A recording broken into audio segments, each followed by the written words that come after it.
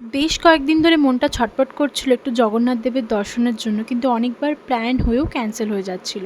ওই যে বলে প্রভু যতক্ষণ না ডাকছে তুমি যেতে পারবে না, হয়তো তেমনি ফাইনালি একটা শনিবার দিন আমি আর আমার দুই বন্ধু মিলে বেরিয়ে পড়েছিলাম জগন্নাথ দেবের দর্শন করতে।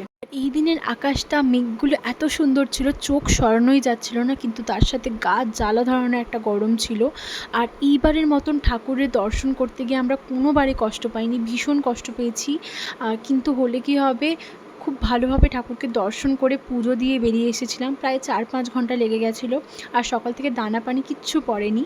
এসেই আগে 2 গ্লাস করে আমরা খেয়েছিলাম আখের রস। তারপর ওখান থেকে কোথায় যাব বুঝতে পারছিলাম না, তাই চলে গেছিলাম সোজা ভারত সেবাশ্রম। ওখানে গিয়ে খাওয়া দাওয়া করে আমরা খানিকক্ষণ রেস্ট নিয়ে রোদ পড়তে তারপরে বেরিয়েছিলাম বাজার করতে। বাজারহাট সবই প্রায় বন্ধ ছিল, শুধু মাছ খেয়েছিলাম আর সমুদ্রের জলে হাত পা ভিজিয়ে বাড়ি ফিরে এসেছিলাম।